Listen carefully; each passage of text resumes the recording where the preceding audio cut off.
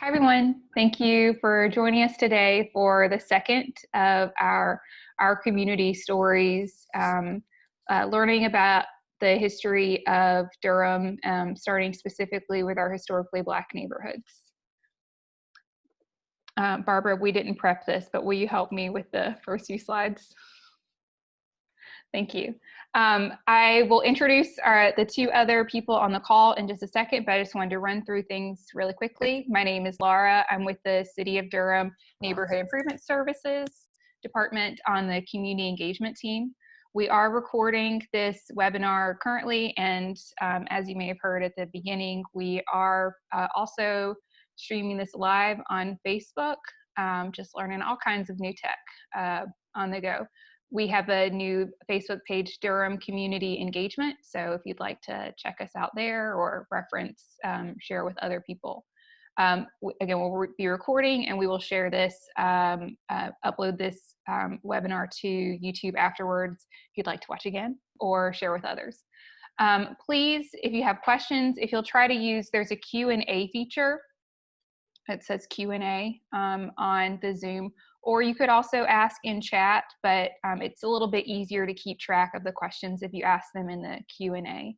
And then for people who are on Facebook, Cheryl McDonald is monitoring Facebook and will help to make sure that the questions also get into Zoom. And then I just wanted to share that we're learning new technologies and we're also constantly learning about history. No one knows it all. So if you have any other perspectives or if we're missing something, please let us know. Although we have two really strong experts in West End and Pauli Murray history on the call, so feel pretty confident on that. Next slide. Okay. I just wanted to give a little bit of background why we're doing this today. So part of the work that the community engagement teams in the city of Durham has been doing is specifically focusing on equitable community engagement, because the community engagement that happens shapes our cities and policies. And if we're not making sure that everyone's voices are heard, then we're not going to create programs and policies for everyone.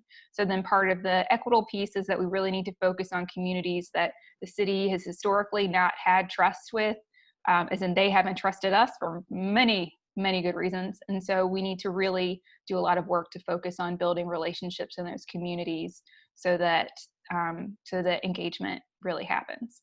Some of the ways that we're doing that are trying to collaborate more around engagement. So recognizing residents and communities in a holistic manner, not just people to give us thoughts on trails or just to give us thoughts on a budget, but all of the needs that people have in their daily lives. The second piece is on community rooted partners, because we recognize that your community members and your community leaders know best how to lead engagement in your communities. And so as the city, we need to work with those community leaders and compensate community members to design and implement engagement in your communities. And then the third piece is understanding more about the communities that we work with and specifically the history of them and what has shaped the legacies that they've had in the past and what has shaped the communities that they are today. And that's why we're here to learn about our community stories. And so I will turn it over now to Barbara Lau with the Pauli Murray Center and Mayme Webb-Bledsoe, who is with Duke Durham Neighborhoods. And they will do the meat of this portion. Thank you all. So glad to have you. Well, it's really great to be here. Thank you, Laura. Mayme and I both work with the Pauli Murray Center for History and Justice, and we're excited to share, for me, what I've learned through talking with people and doing oral histories and interviews and research. Mayme obviously will share more from first person and in her story. Any opening thoughts, Mayme? Oh, I think you're doing great. Okay, great. All right. So we wanted to give you an idea about where the West End is. The West End is to the west and slightly south of downtown and includes both the West End and Lion Park neighborhoods. These have historically been African-American working class neighborhoods that we think of as pocket neighborhoods. So on all the sides around them are white neighborhoods. And one might wonder, how did that come to be? How did these neighborhoods happen to be here? And the short answer is clay. and bricks. So originally the West End, and this is a map that gives you just a sense of the more details, the West End was one of the neighborhoods that was formed early on in Durham's history. And we are reminded that Durham really didn't exist before the Civil War. There were only about 250 people here living here at the end of the Civil War. And so people were coming after the Civil War because there were opportunities, people who were leaving enslavement and coming looking for work, people who were looking for opportunity. And the West End is really the product of some folks who came south from the north, African Americans who were looking for that opportunity, looking for a way to make a difference in education and social justice, and also to make an impact on this new growing city that provided the kind of opportunities people were looking for. Later on, the West End was home to many small business people, people who worked at nearby American Tobacco. And as Mayme will share a little bit more, it was a very tight community that thought of itself as a village. But early on in the 1870s, Robert and Richard Fitzgerald came to Durham. Robert had moved to North Carolina after serving in the Civil War to be an educator in some of the new schools for newly freed African Americans. And he began to see an opportunity. At the same time, Durham began to be known as a place where people could buy, sell, and manufacture tobacco. And in order for that business to grow, we needed buildings that didn't burn down. And the buildings that didn't burn were the ones made out of brick. And for all of you who have ever tried to garden in Durham know that you don't have to dig very far in the soil here before you hit that clay, that hard clay. And so Robert and Richard, in addition to Robert's work as an educator and as part of the efforts to create a mission in North Carolina, they also began putting another skill into play, and that was making bricks. So mining the clay, forming the bricks, baking the bricks. And it was this area of Durham where they found really rich clay deposits. And so Richard in particular took on the business side of this. And their first project was creating bricks for Central Prison. And the weather and transportation, all sorts of issues almost put them on, almost didn't survive that contract, but they managed to start this growing business. And Richard, very wealthy because of that. Richard was one of the founders of Mechanics and Farmers Bank, was a very wealthy man who was able to donate land and bricks to build this church, which is still existing. Originally was an AME church. It is now another denomination. We believe it's the oldest church, brick church in Durham. And then he also built his family a mansion, which is where the Duke Arts Annex is now, where the laundry used to be, which is now in what's called the Birch Avenue neighborhood. So Richard was pursuing this. He had a large family and was able to be very successful. In fact, joining a group of other African-American men to form the Coleman Mill, which was the first cotton mill in North Carolina owned by African-Americans. Richard quickly diversified like many other people that were growing businesses in Durham at this time, and he bought a lot of land, and he then subdivided that land and sold the land to individual African-American families who then built houses on those lots, and that became the West End. Now, one of the prideful places, the most important locations in the West End is the Lyon Park Elementary School. And the pictures here show the first school in the West End, which we believe is the cemetery school. Knowing that the West End neighborhood actually, if we go back to that map, was very close to the area in here, which is the cemetery. So the cemetery school, and then following that, the Lyon Park School, which was very important to people in this neighborhood that their young people were able to be educated, because that was a pathway to do better for themselves, their families, and their communities. So I'm going to let Mayme take it from here and tell us a little bit about these pictures and her experience at Lyon Park School. Sure. Hello, everybody. My name is Mayme Webb-Bledsoe. I'm a native of Durham. I grew up in Lyon Park, West End communities. I also went to Lyon Park School. It was my first elementary school. And I want to tell you a little story about that school. I call this story, I Do Have One Regret in Elementary School. About 50 years ago or so, when I was in the 6th grade at Lyon Park Elementary School, I remember being a safety patrol. Now, some of you might not even know what a safety patrol is. You might ask, what is a safety patrol? And I would say a student leader selected by teachers to help other students cross the streets as they made their way to elementary school. Back then, most of us walked to the neighborhood school, and the patrols were stationed on specific corners. It was also before adult crossing guards exist that we see today. We were student leaders, proud of the recognition that it gave us, and we had swagger, and we loved what it brought. Of course, the downside was that you had to get up early to be on your corner, but you got to wear something just like the job that you were asked to perform. You got to wear a white belt that crisscrossed your chest and waist, badge with a AAA on it. It was not until I became an adult did I find out that the AAA on the badge was the AAA Motor Club.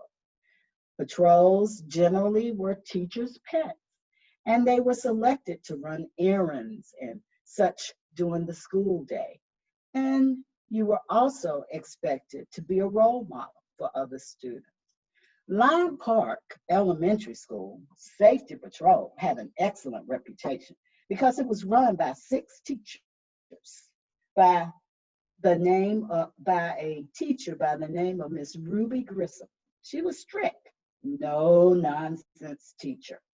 She used a lot of discipline. She knew everyone's mother, and if you messed up, it followed you home. Each Black elementary school had a safety patrol back in that day, and we all proudly served in our roles. One of our annual events was a citywide safety patrol step show that happened downtown at the Durham Armory. Each elementary school stepped in unison and performed before an audience of students at the Durham Armory. This was where you got to show your stuff. Our girls were dressed in their blue wool, tiny 2-inch pleated skirts with a white shirt, crisply ironed, that did not show a wrinkle, all in preparation not only to look good, but to also perform at your best. Miss Grissom had the skirt specially made so that we would turn the corner, and as we turned the corner, that skirt would snap on cue. To commands like dress right, dress, as we marched to the cheers of our fellow students. We were something to see. Each year, when you became a 6th grader, you were qualified to attend the annual Safety Patrol Parade that was held in Washington, D.C. each year. And you and your fellow patrols would march down Pennsylvania Avenue in the parade along with other patrols from other states. At the end of the parade, the patrols would take a picture on the steps. Let's see on some of the exhibits of at the U.S. Capitol with other chaperones from Durham, such as the Black teachers and the police officers of that day. The year I became a 6th grader was the same year of the riots in D.C. after the death of Martin Luther King. And because of the possibility of danger traveling to D.C., it was determined we would travel to DC. We would not travel to DC. And instead, the students would be able to have a picnic outside CC's Falling School. Well, I have to say, I've been waiting for years to go on that trip. And I must say, I do regret not having my picture taken on the steps of the Capitol. If you want to see the actual pictures that are in the exhibit in the foyer of the Community Family Life and Recreation Center, you can see all the different safety patrols that took pictures on that day.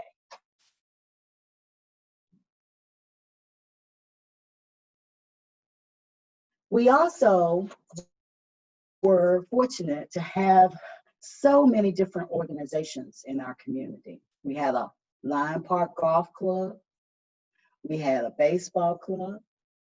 We had a park where many of us would go every weekend to kind of see all the activities and playground, and which was built back in the 1960s behind the hedges. Many of us that remember how important Lion Park and playing against Hillside and other baseball teams. Many of our residents played baseball. And we had one resident that was a part of the Negro Leagues and who lived beside the actual Lion Park Park. His name was Thomas Womble. So recently, the Pauli Murray Center worked with the Lion Park community to host, we were just the host for the Carroll Street Neighborhood Festival, and that was part of Durham's 150th anniversary programming. And we created a coloring book to highlight some of the people who had come from the West End that have gone on to do amazing things. And so there are a few of the images from the coloring book, which you can actually download from the PauliMurrayCenter.com website now, with a little bit more information about the West End and Lion Park and about these individuals. Interestingly, many of these people had a connection literally to the block of Carroll Street where the Pauli Murray House now is. So Ernie Barnes, who was both a professional athlete and a renowned painter, Ben Ruffin, who was a very important civil rights activist and educator, William Marsh, who was an attorney and later became a judge, Daisy Gunn, whose name you might be less familiar with, but after the boycott of downtown stores in 1968 and 1969, to protest the fact that African Americans were not allowed to try clothes, sit at lunch counters, were not hired in frontline sales and management positions. Daisy Gunn was the first person hired to be a Black salesperson in one of those downtown stores. Additionally, Peggy Tapp, who passed away not too long ago, was the owner of the Chicken Hut, which is just a North Carolina and Durham landmark. And Yusef Salim, who was a really important jazz musician, helped to found different organizations in the West End and just promoted jazz and culture in his human and civil rights work. So bringing us a little bit more into the present, a lot of things, there have been some ups and downs in the West End, like all the other neighborhoods in Durham. But one of the most important activities that's happened in the last 20 or 30 years is the Southwest Central Durham Quality of Life Project. And Mayme was interconnected with the formation of that and is going to share more with us about what that is and how it came to be. Sure. About 20 years ago, as I mentioned before, I was a native. Well, I left for 20 years and I came back 20 years ago to begin to integrate and transition back into the community, because my parents at this point were much older in age and I was an only child. So I was here to kind of support them, but also begin a new life. And as a result of coming back and forth home, I noticed changes in my community. Yes, early on, when I was in my teenage years, it was more like a village and everybody knew each other.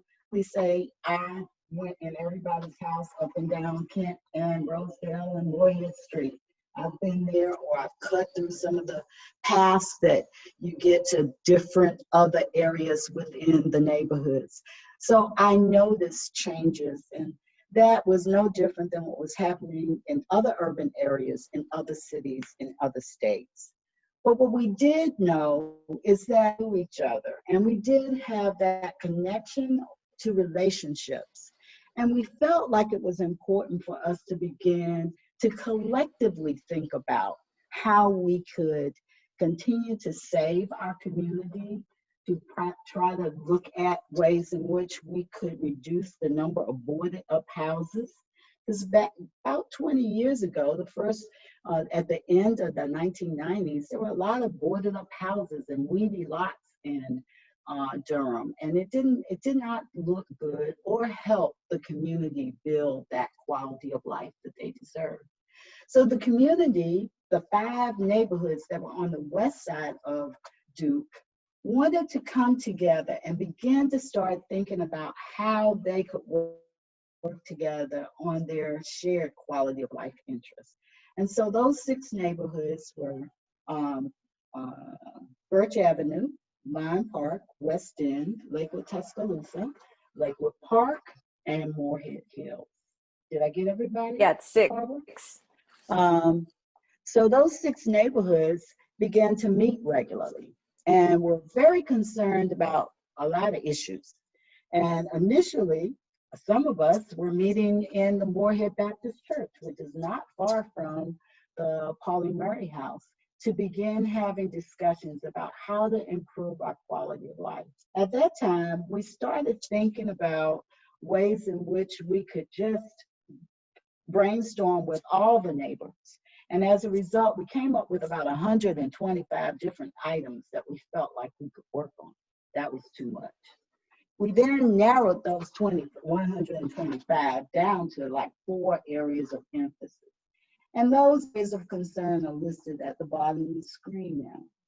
I want to take a moment to recognize someone. Her name was Dorcas Bradley. She was a member of our quality of life team, and she also was the first president of the quality of life group. And one of the things that she really was concerned about was housing and the importance of creating more affordable housing within the community. She also was about the importance of saving our nonprofits that are in the community, making sure that they can be sustained, and because they provide services to the community. Also provided support in terms of jobs and other kinds of programs that help our residents. The third area of emphasis that the quality of life group was concerned about was around how can we make our quarter a place where people would want to stop and shop. When I was growing up, the West Chapel Hill Street quarter was busy. It had Don's Dogs and bakery. It had a lot. Yourself had the cookery was not up there, but there certainly was the Durham Co-op. And so there was lots of activity, but as time passed, less and less. More than 14,000 cars, we learned, would go from 147 to Duke, and not even stop in between. So that was another concern. The final concern was around something that we would have never thought of except community bringing it up, was around how do we celebrate our traditions? How do we save our history? How do we continue to tell our stories? And how do we make sure that those stories are saved so others can learn and hear about it? So the Quality of Life Project, for the most part, looked at these 4 areas. In affordable housing, they created a land bank where they were able to build 40-some affordable housing on Maplewood Square, which was a senior 32 units housing project that was built to kind of help any of the community members age in place. And if they decided to sell their home or move, that they could move into the same community that they were living in, but now that was more concerned about downsizing and creating space for our seniors. I will move to the next slide. So the main piece that I want to now highlight is how we saved our narratives and the importance of saving the Pauli Murray House. We used the land bank, for example, to purchase this house before it became a parking lot. It had been lived in, but it had not been taken care of in the later years. And so it was kind of important that we save that house and begin to start making sure that people knew who lived in this community. It was important for people to know who Pauli Murray was. And I knew who she was. My family and others in our community knew the families. And we also knew her importance in our community and the books that she had written and Proud Shoes. But it took me, I wasn't an adult after my mother and others had told me, you need to read Proud Shoes. It wasn't until I was an adult that I actually read the book. And I was so amazed at how important it was to see and read about places that I knew, that I could relate to, that I grew up with people that lived that same story.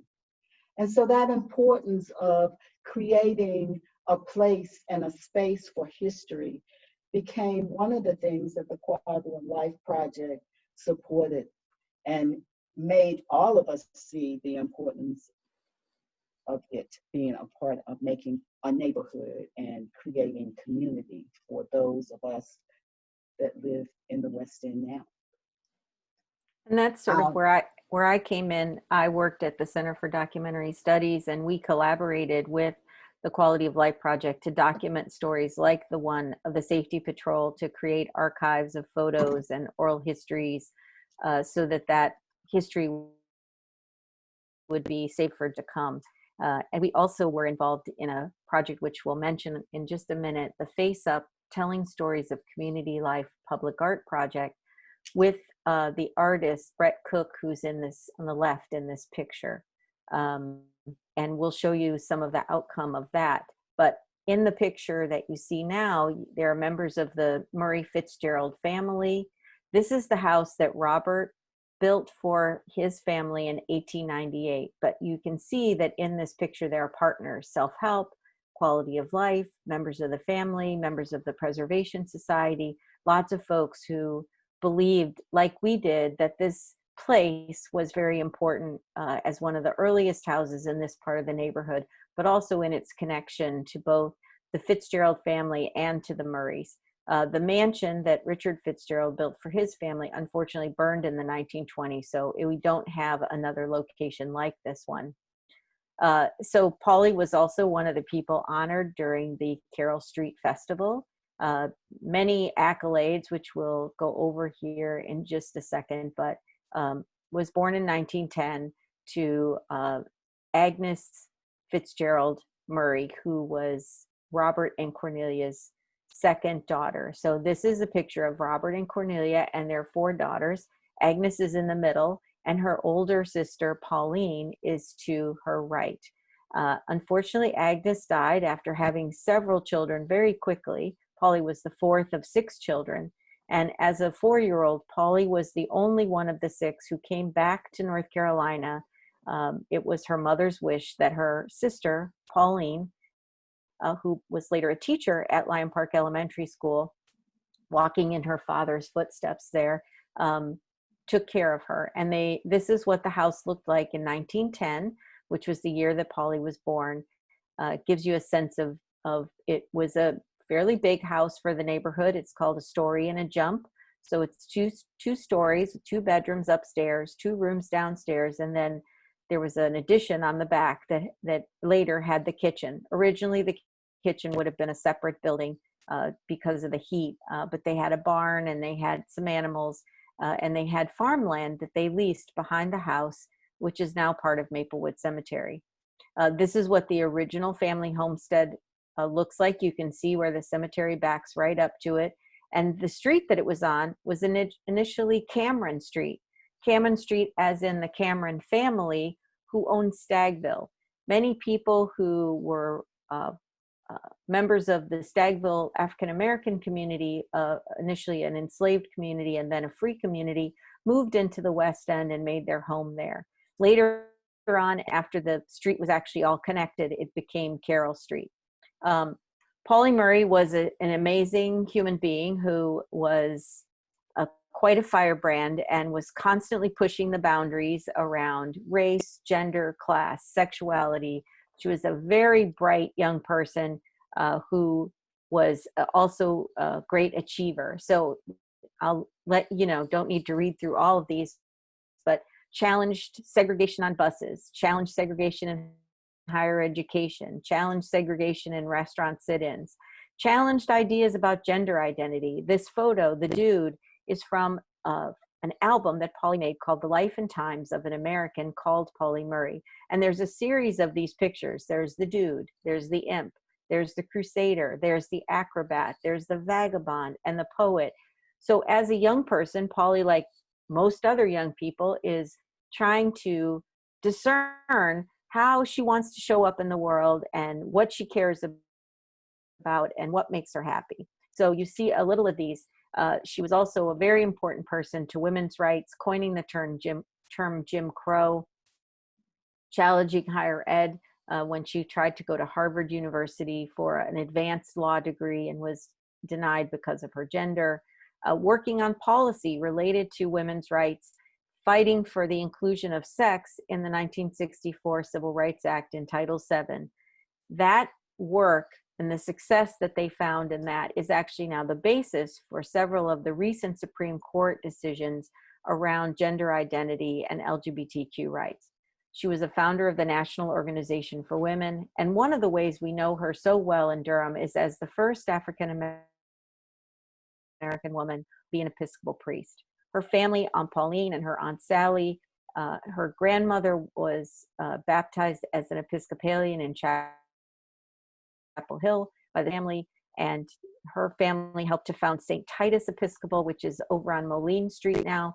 So it was originally an African-American mission church and now a full parish. We work collaboratively with them every year to host a service celebrating Pauli Murray, who's now recognized by the Episcopal Church as a saint. So many avenues, from protest to pulpit to courtroom, Pauli Murray was using words and powerfully shaping the world to become a place where a person like her could really show up, be counted, and make a difference. Many achievements.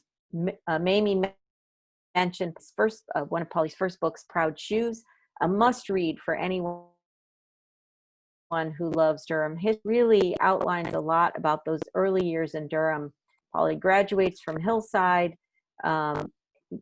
you know, has to go through a lot to be able to go to college in New York, but graduates with a number of degrees. She has an undergraduate degree. She ends up getting 3 law degrees and 2 divinity degrees. So quite an accomplished person as an educator.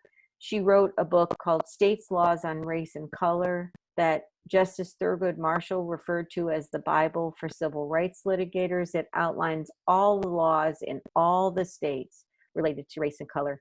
Publishes Proud Shoes, published a book of poetry called Dark Testament in 1970, and then wrote an autobiography, Song in a Weary Throat, that came out originally right just after her death. She died in 1985. It came out in 1987 and was recently republished under the original title. So many scholars are writing books about Pauli. There's more information about that on one of our last slides and on our website. But it just gives you a sense of all of this. Now, going back to the house, as we were working on the mural project and thinking about Pauli in Durham, Brett Cook really helped us to see why we really needed to be lifting up this person who, sure, we thought was important, but he was helping us to understand how important Pauli was to the nation. And so of the 14 murals that were created through the Face Up Telling Stories of Community Life project, 5 of them were Pauli Murray. And in fact, the title of this project comes from this quote that I'm not sure if you can read. It's from Proud Shoes, where she says, "It had taken me almost a lifetime to discover that true emancipation lies in the acceptance of the whole past, in deriving strength from all my roots, in facing up to the degradation as well as the dignity of my ancestors." I think Pauli Murray is prophetic. I think that we are just beginning to catch up with Pauli Murray's vision of the world that we could live in. Pauli Murray worked across so many divisions because she personally was trying to create an integrated body, mind, and spirit. And she wanted society to do that as well. So she lays out some important roadmaps of strategies and ways of seeing other people that can help us in our human rights work today. As we recognize the importance of the house, we realized that we needed partners to help make this preservation work. In 2015, the house was named a national treasure by the National Trust for Historic Preservation, which means that you're important, but you're in trouble. Doesn't come with a big check or anything, but they really helped us gain some more national visibility. And then a company called Iron Mountain, whose trucks you might be familiar with. They do a lot of data storage and security and shredding, stepped in with a large grant that helped us get the preservation work started. So we went from a house that looked like this in 2015. We could only do this after the city of Durham fixed a drainage issue in Maplewood Cemetery that had very negatively impacted the house for many decades. You can see in the picture on the left that there's a bow in the roof line, that the chimneys, we had to jack up the center of the house 6 inches just to bring the roof line back into a level, which you can see on the right. And this to the original porch, the original color of the house. We literally looked at the layers of paint under a microscope in order to determine the original layers of the house, the original location, size, and configuration of the windows. And then we rebuilt both the bases and the tops of both chimneys. And that is actually a cedar shake roof, just like the original roof that was on the house. We were lucky enough in 2016 to, with the help of the National Collaborative for Women's History Sites, submit a nomination for our site to become a National Historic Landmark. There are only about 2,500 of those in the country. We were the 39th in North Carolina, the first in North Carolina focused on a woman, and the first in North Carolina focused on a person who is in the LGBTQ community. So we feel both the weight and opportunity of being a very important site to tell this story of Pauli Murray, of Pauli Murray's family, the Fitzgeralds, of the West End, and of Durham. And we look forward to the day when our site will be open. We're working now on the renovation of the interior of the house so that we can safely invite everyone in to see it. There's a new exhibit on the lawn of the house that is very accessible through social distancing, where you can learn more about Pauli, Pauli's family, the house, and the impact that Pauli has made in the world. And as I said, there are many, many books now being written about Pauli. These are a few of them. There's important new biographies. It's really exciting to see that the scholars and the scholars' work is helping us know Pauli Murray more. For some reason, Pauli Murray understood that this life that was important and saved everything. Archivist's dream. There are more than 2,700 folders of papers and material, 100 video or audio tapes, and 900 photographs that are part of Pauli's collection at the Schlesinger Library for the History of Women that is located at the Radcliffe Institute for Advanced Study at Harvard University. Again, there's a link to that on our website, which is at the bottom of the page. So much more information. We've had to be fairly quick here in our presentation so that we could make some time for your questions, but we wanted you to be introduced to both these amazing people and places and history of the West End, which has a long tradition of activism and self-determination, and to share this with you today. So I will invite Laura, who I think will come back in, and maybe we'll have some questions and be able to give you additional information. Hi, Barbara. Yeah, we have about 10 minutes probably to go over some questions. And I know that some have been put in the chat. One of the first ones I have is, could you tell us more about the term Jane Crow and what that means? Sure. As you might know, there was a whole network of laws called Jim Crow laws that limited the access of African Americans across, particularly the South, that were instituted from beginning in the turn of the century. Were not really dismantled until the 1960s and 70s. Those were called Jim Crow laws. When Pauli Murray was at Howard, she started at Howard Law School, she started to realize that not only was she maybe being discriminated against in certain circumstances because of her race, but also because of her gender. So she began to see the overlapping experience she was having, which she named Jane Crow, and which academics now refer to as intersectionality. Wow. Let's see. Some of the other questions we had. I know Lloyd was asking about, is there a Saint Day in the Episcopalian Church for Pauli Murray? Yes, it's July 1st. It's in what's called the Book of Holy Women, Holy Men. It's celebrated on her death date, which is July 1st. So our service at St. Titus every year is right around that date. There's another question of, are there tours of the West End? Yeah. And I guess maybe ask some questions about the coloring book and the coloring pages also. Sure. Yeah, I know it's a great booklet.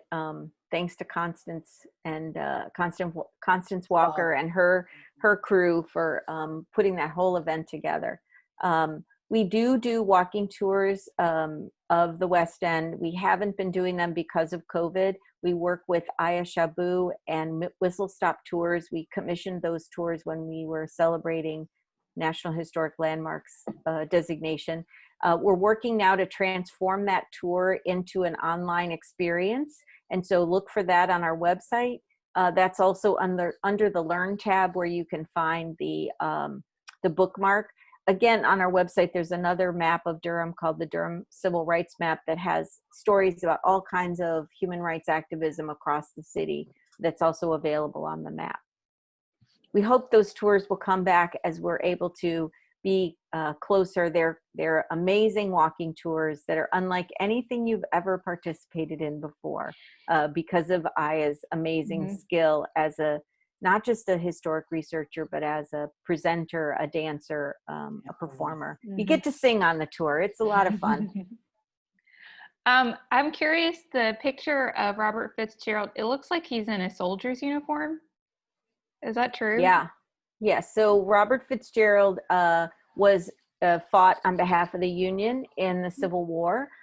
His brothers and his father also worked as part of the supply chain for the Civil War. Robert was injured by a sniper's bullet and was discharged from the Army. So he just turned around and joined the Navy. So he actually served in both the Army and the Navy during the Civil War. And as you can see, this is much later, but he was very proud of it and could still get into his uniform. Very nice. You also said someone's house burnt down, but then before that you were talking about brick being an important part of the buildings being able to not burn down. So is it not common that houses were also built of brick? I don't think the Maples, which is in the picture here, which was this 14-room mansion that Richard Fitzgerald built for his family, I believe it was a frame house.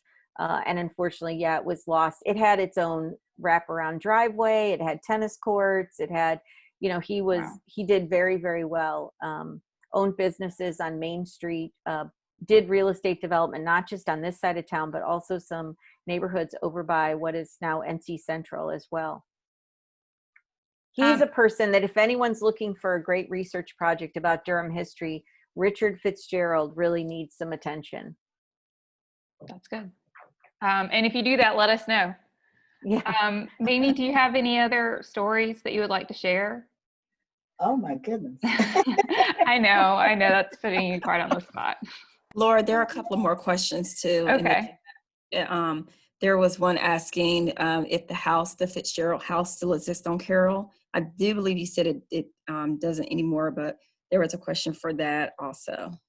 Everyone, so that's the Maplewood voice doesn't. of Fallon Thompson. I just wanted to give thanks to the voice that joined our call. Thank you, Fallon. So the Robert Fitzgerald House, yes, does exist. That's the one that we're renovating. The Richard Fitzgerald House, which was on, what street was that?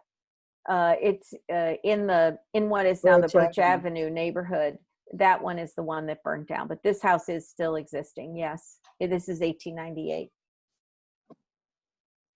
And then Barbara, before we were on the call, before we started the webinar, we were talking about the Julian Carr historical marker. There's a historical marker on West Chapel Hill Street, and then there's also a marker for Pauli Murray. Can you tell us more about that?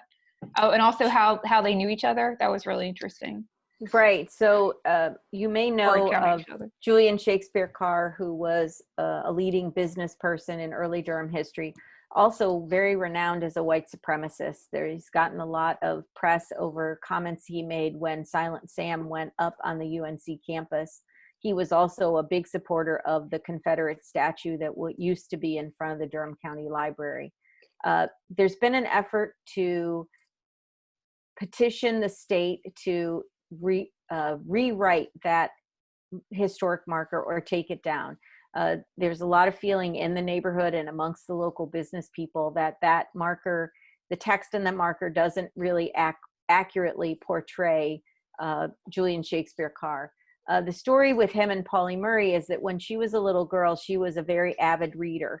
Remember, she's a small child in a house of adults, and she would read the paper to her grandfather because he, over time, began losing his sight because of that sniper's bullet. So she was a reader from a young age. And one year, she won the contest to read the most books in what is now the Stanford Warren Library, which, when we were in segregation, was referred to as the colored library. And so as a reward for being the young person that reads the most books, Julian Shakespeare Carr gave her a pen to honor that. And I think even as a young child, and when you read Proud Shoes, you definitely get this. She really understood the difference in the power relationships, how demeaning segregation was, how much it was not the world that she wanted to live in. And so even in the description of that experience includes that recognition of those differences between those two particular people. Thank you, Barbara. We have a few more questions. Let's see. Andre is asking, where did the Fitzgerald brothers move from before coming to Durham? That's a great question. So they lived in Pennsylvania and then in Delaware and then Pennsylvania. And they were, Robert Fitzgerald was a graduate of Asman Institute, which later became Lincoln University. So they were also a family that really valued education. And he came here first, right after the Civil War as a teacher, and then convinced the family to sell their farm and move first to Hillsborough, where they bought a large farm, and then convinced Richard, his brother, with whom he had the brick business, to move to Durham, because all of the tobacco warehouses and various buildings that were needed to be built in Durham needed bricks. Wow, that's amazing foresight. And probably the one last question is, how well known was Pauli during while she was alive? I mean, as you were saying, we're just now catching up on a lot of stuff that she did. How was she received, and which places when she was alive? So Mayme, why don't you share a little bit about the neighborhood recognition of her, and then I can talk a little bit more about after she left Durham. Sure. I would say that we all knew who she was. She was a very unique and interesting character. She did a lot of protesting and writing, and and I think that she came from an aunt and other relatives that were the same. We knew them because of their connection to Lyon Park School. Just recently, one of the last principals of Lyon Park School met me over at Lyon Park to talk about this old bell that was known for Lyon Park's principals and teachers ringing that bell and inviting people to come on into school. So it's all of I would say it's so important to understand that we were such a close-knit community, and we all knew each other and played and connected in so many different ways, that I just have to say the importance about her being a part of our community was the importance that was placed on education, and the fact that we were a proud people, and we thought we were just as special as a DC or an Atlanta, because we were Black Wall Street and we had things going on here. So I think that the thing that I would say is, yes, we knew who she was. We just had to let the rest of the world catch up with us. Well, and I think that there wouldn't be a Pauli Murray Center and a historic house without the fact that people in the neighborhood kept that memory alive and kept that place in a place of importance in the work that they were doing. At different times in Pauli's life, she was pretty well known. She ran for city council in New York City. She was selected as one of, I think, 15 young lawyers to look out for, young Black women to look out for by Mademoiselle magazine in the mid-1940s. She got some press at various times for her activism, but the world was really not ready for Pauli. And so there wasn't, when Pauli decided to try to go to UNC in 1938, people in Durham knew about it. People in Durham were afraid about it. Her Aunt Pauline was afraid that there would be repercussions of that. Pauli was also mentored by Louis Alston from the Carolina Times, who helped her hone her writing, helped her think about the kind of polemic writing that he was so famous for, and I think also shaped the way she connected with larger social justice and civil rights issues. But so at various times people knew about her. Obviously in 1977, when she became the first Black woman to be ordained an Episcopal priest, that was a big deal. It happened at the National Cathedral. There was major press there. In fact, Charles Kuralt, for any of us old enough to remember his On the Road TV series, did a whole piece. That's one of the only pieces of video we have with Pauli Murray. Did a whole thing documenting her offering the Eucharist for the very first time at Chapel of the Cross in Chapel Hill.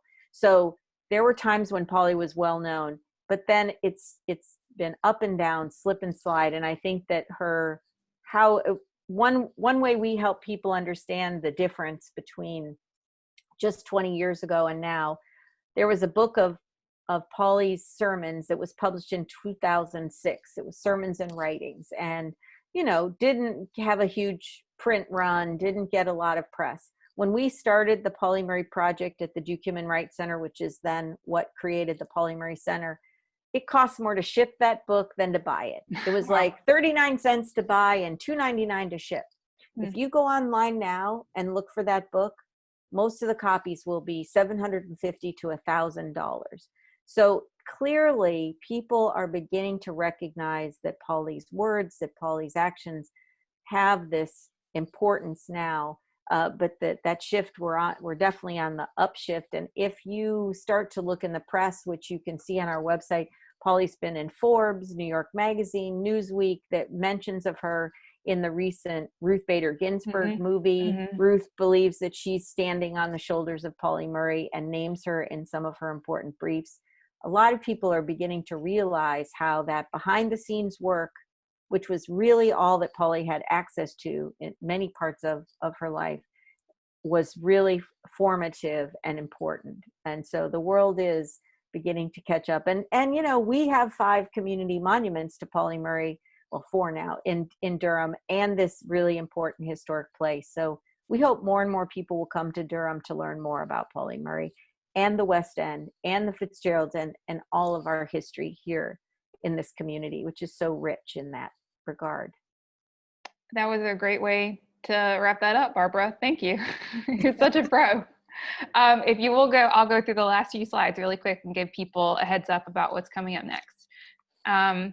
So again, these are, this is the second in our monthly series. So coming up in September, we have Bragtown, and there will be 4 current residents of Bragtown that will be on.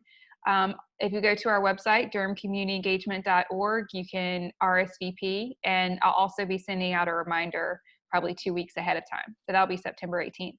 And also, just as a preview, we have Crest Street is scheduled for October 23rd. There's also an RSVP on our website available for that. Also on our website, while you're there, you can see a recording of our July history call with Walltown. That one was really good. We've got a lot of really good feedback. So if you haven't watched that yet, again, durhamcommunityengagement.org, and go to our community stories. You can RSVP for all the upcoming events. That also makes sure that we'll continue to contact you as things are coming up. We'll eventually post the recording of this call there also. So please sign up and share it with your friends. We've had about 100 people on today's call, which is really exciting. So I'm so glad to, even though I can't see everyone, that we've connected in some way over this history. Barbara, is there one more slide, or is that the last one? Oh, I just want to give everyone a heads up that we will send a survey out afterwards. So please let us know how we can make this better. If you have suggestions for other topics, we do have a Facebook page also now, Durham Community Engagement, where we've been streaming live. And then if you have any questions or want to learn more about equitable community engagement, that's my email address, laurabiediger@durhamnc.gov. Thanks so much. Thanks for having us. Thank you.